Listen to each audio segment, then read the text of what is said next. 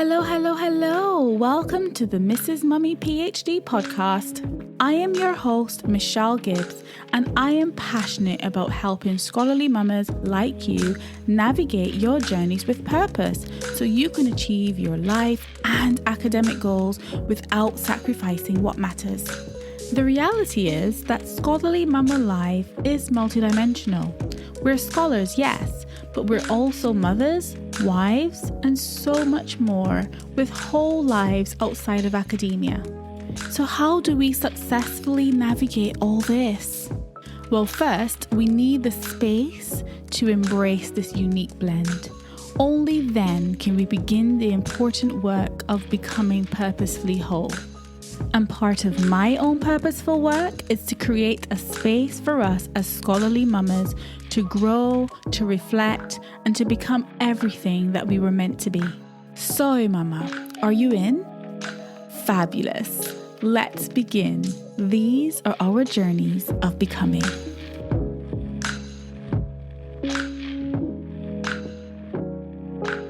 Hey mama, thank you so much for tuning in to the podcast today.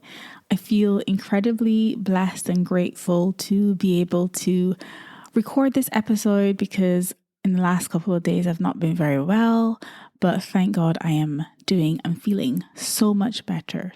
And before I forget, I just wanted to say that if you're one of the amazing mamas who sent me a DM on Instagram after I shared on my stories that I was not feeling well, I wanted to just say a special thank you to you. I thought it was so thoughtful and kind that you take time out of your busy scrolling schedule to send me a DM and just wish me well. And I thought that was so thoughtful. So thank you so much. If you're not following me on Instagram, you can head over to @MrsMummyPhD and follow me on Instagram. And if you want to be part of a supportive community of other mamas who are in the middle of the PhD mama juggle struggle, who understand it, who realize and accept that life happens on a PhD journey, you can find out more about my brand new community at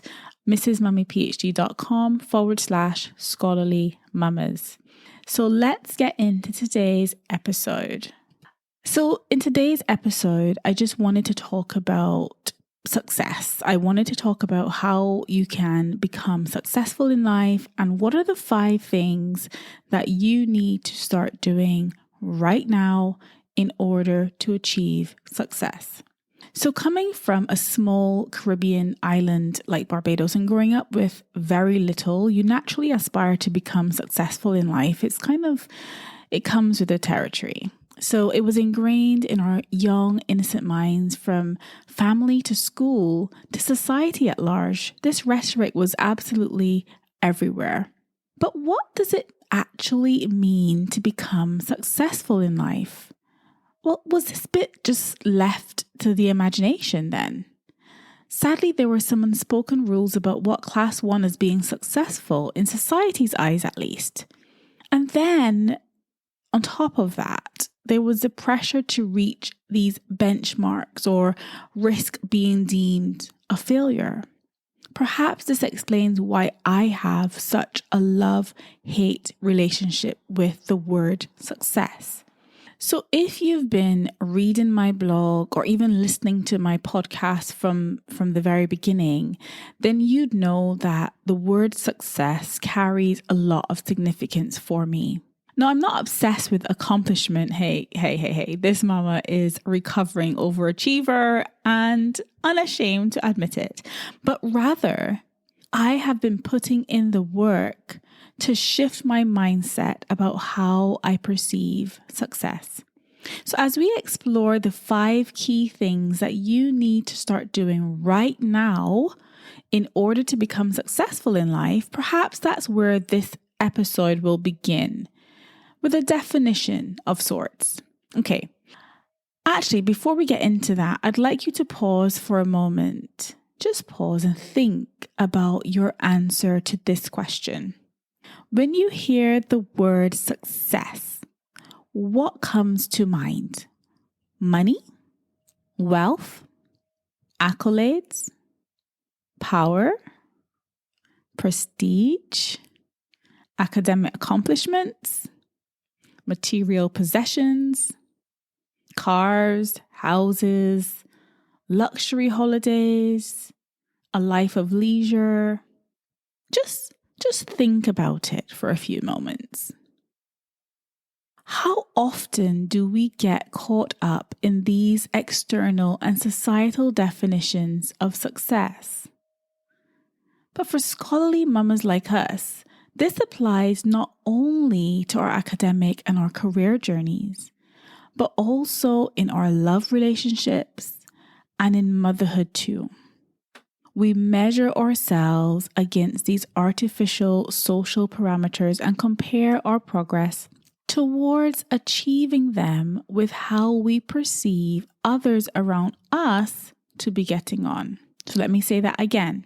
We measure ourselves against these artificial societal parameters and compare our progress towards achieving them with how we perceive other people around us to be getting on.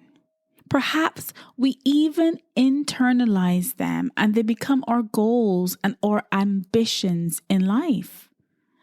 Then when we fall short, we're left feeling overwhelmed and defeated, like we are complete failures. So before we go any further, let's check out the dictionary's definition of the word success. So according to the Merriam-Webster dictionary, success is the achievement of wealth, favor, or eminence. It also describes success as a desired or favorable outcome. However, the Cambridge Dictionary defines success as achieving the results one hoped for.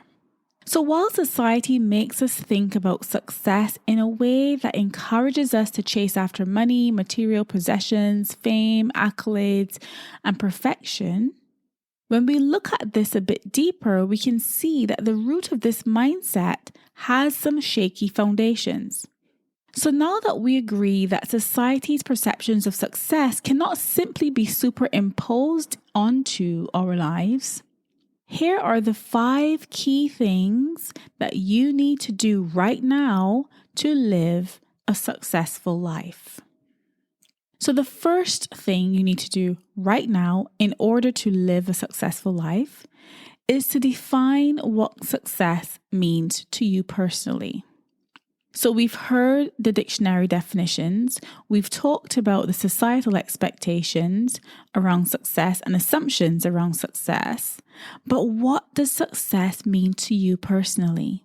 Success, mama, is yours to define and yours to achieve in whatever way is meaningful for you. If it means starting and finishing each day with peace of mind, then so be it. For you, it may mean chasing after your dreams like no one's watching. So be it. If putting your priorities in an unpopular order by society's standards works for you, then so be it. As long as your definition of success doesn't get you caught up in anything unlawful or harmful to others or yourself, what matters is that you achieve the outcomes that you want and the goals that you set for yourself. I remember when I came to this realization. The realization was that this was my life, but I was actually living it in the shadows of others' expectations and their definitions of success rather than mine. I remember thinking to myself, if I lost everyone and everything that mattered to me right now, a scary thought, I know, and not one I wish to entertain ever again, but would I be happy living in my own skin? Would I be happy to be me? Did I even know who I was anyway? The answers to these questions were even scarier than the thought of losing it all. I needed to assess my why and gain clarity on what I really wanted out of life. One thing I became pretty clear about after that was that I was going to focus on doing the things that would help me create the life I wanted for myself. So before you spend every ounce of your energy on that degree or pursuing that qualification or starting up that business or that next investment or getting that promotion or that new job or buying that new house or that new car, take some time to work out whether you're chasing your own definitions of success or someone else's dreams for you. Decide what success means to you and go after that. So the second thing that you need to do right now in order to achieve success in your life is to change your attitude towards life so you can achieve success. So having a positive attitude is one of the most important factors that can contribute to any notion of success. While it's not easy to change your attitude, it is possible. It's important to start with small steps in order to make a difference. So when you take this one baby step at a time approach, you're able to not only boost your motivation, but will allow time to reflect on how far you've come on your journeys of becoming. I remember when I failed my first driving test. As a young 16-year-old version of myself at that time, I can't remember ever failing anything until that day. I felt a heavy cloud of guilt and shame that after many months or even years of practice, it ended in an epic fail with nothing to show for any of that. Breaking the news to everyone that I'd failed my test was even more painful and humiliating. A few weeks later, after many more evenings of practice after school, I went back to face that practical test for a second time.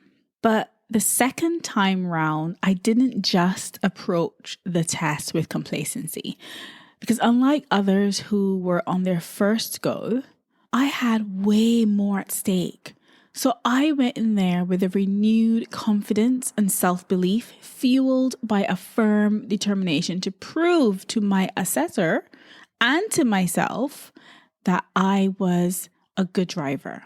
And I don't mean in an arrogant kind of way either, but in a self-affirming way, because I knew I could do it. My dad was teaching me to drive for what felt like forever, so I was quietly confident. But on that retake, I was bold about it. Perhaps I couldn't bear to announce to my family and friends that I'd failed again. But whatever the source of my motivation, no judgment please, I changed my attitude towards the test. Rather than beating myself up about prior failure, I focused on the lessons learned from that first experience and the new challenge before me. In other words, I embraced my failure. I also prepared myself for the possibility that I could fail again. But if I did, it wouldn't be the end of the world. This new mindset got me through that second test, and guess what? I passed. But I will never forget the grit that experiencing failure gave me and the grace I gave myself to face it again. Grit and grace, mama. Grit and grace. Remember that it's not what happens to you, but it's what you do with what happens to you that matters most. Your thoughts are not reality. You can acknowledge and then change them. So tap into your resilient self and remember that you have it within you to overcome any challenge that comes your way. Every experience, whether good or bad, is an opportunity to learn and grow. Remember that this is your life and you have the power to make good decisions for yourself. With the right mindset, I know only the sky will be the limit for you. So the third point I want to share about how to become successful in life is to don't define a successful life based on what's trending. And this one goes without saying, I hope, but don't be fooled by public displays of success on social media. The flashy cars, the big houses, the perfect photos, flawless hair and bodies on display. Oftentimes, they have the same struggles you do. They just choose not to share them. So focus on becoming your authentic self with your own voice, your own goals, and your own definition of success. This is how you become successful in life. As a social media dinosaur, I was late to the party. I didn't even have a personal Instagram page before starting my platforms. So it was a steep learning curve. But one benefit of this is that by the time I started using social media, I knew who I was and I was affirmed in my values and my core beliefs. So I am not swayed one way or another by what I see out there or what I see trending. I am happy being 100% me. For me, becoming purposefully whole remains the goal. And this is what success entails for me. The fourth tip I want to share is to set goals for the future that are appropriate to your current situation today so that you can stay motivated on the way to your own success. In order to stay on track with your goals, you need to know where you are right now. One of the most common reasons for setting goals is that people want a sense of accomplishment. They want to feel like they're making progress in their lives, and this helps them to stay motivated. But you need to be realistic when it comes to your goals. If you're looking for a simple, printable planner to help you put your SMART goals to paper, check out my free MMPhD planner, and I will leave a link to that in the show notes. So talking about making sure that goals are realistic, here's one classic example. If you have young children and you're working as well, then it may not be realistic for you to pursue your PhD full time. For some, it is. For others, it's not. It may be more helpful to take more gradual steps towards achieving your goal of getting your PhD. This was my approach to my PhD, and while it may not be for everyone, it's what worked for me. Doing my PhD part-time while raising my family allowed me to enjoy my life outside of my PhD while still pursuing my scholarly goals. If you take this approach, the trade-off here might be that you take longer to complete your PhD, but that's okay because you'll still be achieving the outcomes you wanted for yourself, albeit at a more gradual pace. Once you've set your goals, write them down somewhere so that you can see them every day. If your goal is to finish your PhD and pursue an academic career, then write that down and place it on a mirror or in a place where you see it often. If your goal is to give your PhD meaning beyond academia, then write that down too. I suggest writing your goals down because it helps you not to lose sight of the big picture on those really, really hard days. Whatever your goals, keep them realistic so that the strategy to achieving them remains sustainable. You cannot set unrealistic goals and expect to be able to achieve them overnight. Baby steps will get you so much closer to your goals than massive, unachievable targets that merely look nice on paper. So forget the aesthetics and acoustics of your goals and think practically and sustainably based on your present circumstances. So now, Mama, with this in mind, what's holding you back? The fifth tip I want to share with you about how to be successful in life is to be prepared to write your own success story if you want to become successful. So we all know by this point that there's no one way to define success, but we can all agree that there's some things in life which are universally desired. These may include happiness and authenticity. A successful life is not just about being rich or having a high-paying job. It's about finding the balance between what you want to do with your life and what you need to do in order to live a healthy and happy life. It's about finding your unique voice and following it without shame or fear of judgment. Fundamentally, it's about taking responsibility for writing your own success story. Having given this podcast episode some deep thought, I've realized that successful people share a few things in common. 1, they have a strong sense of who they are and what they want to do with their lives. 2, these people understand that their values have an impact on who they become as a person. 3, they know what makes them happy and are not afraid to pursue that happiness. 4, these individuals take care of themselves and are not afraid to say no. 5, they're responsible for their time and money and use them wisely. 6, successful people know how to ask for help when they need it. 7, they follow their dreams even when it takes a long time and even when it's not easy. And 8, these are the kinds of people who understand that sometimes the smallest step can have a huge result in life. So taking all of these points together, it tells me that if we want to live a successful life, we have to take ownership and reclaim our own path thereto with intention.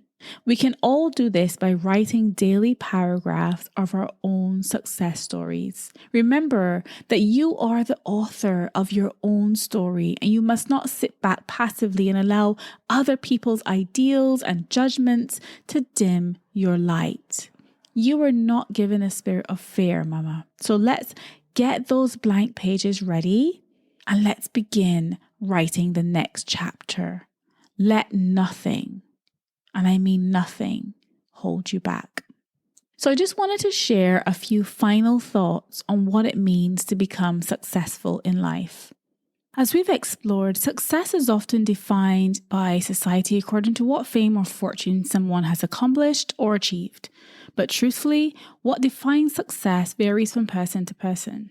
In your academic circles, many of your colleagues may perceive success as the number of scholarly titles they carry or even how many academic achievements they've gained, while others may not attribute success in life to any of those things at all. The truth is that in order to be successful, we all need to know our own definition of success and work towards achieving that. We don't have to wait for someone to be so success upon us by their own standards. We should take charge and try our best to make our own way forward and follow through with our goals. The challenge is that a lot of people don't even know what their goals are to begin with. So it's important to get clarity on those before labeling ourselves as unsuccessful. Nope, we're not claiming that negativity so easily around here. And here's just a bonus tip. There are many paths to success, and it's up to you to find your own way. But there are some key things that you can do in order to become successful. First, have a goal and an actual plan for how you will reach it. This may entail working hard in the present and not being afraid of setbacks or failures. The second is to surround yourself with positive people who will support your goals and keep your mind on the positive. We've established that mindset is everything, and the company that we keep can make all the difference to our mindset. The third and most important one is to understand that success isn't a destination, but rather a journey with many steps on which you're learning along the way. So now, Mama, it's over to you. I hope you found this episode useful. And if you have, why not share it with another mama to encourage her? Let me know if your definition of success has changed over the years and how has it changed? Why has it changed? In all that though, Mama, remember that these are our journeys of becoming, and I wish you and yours every success. Speak to you in the next one. Bye for now. Thank you so much for tuning in to the Mrs. Mummy PhD podcast. I hope you've enjoyed this episode, and if you did and you want in on this movement, why not head over to mrsmummyphd.com. You can join the waitlist for our exclusive community of smart, purposeful, scholarly mamas. We'd love to see you on the inside. Remember, mama, these are our journeys of becoming.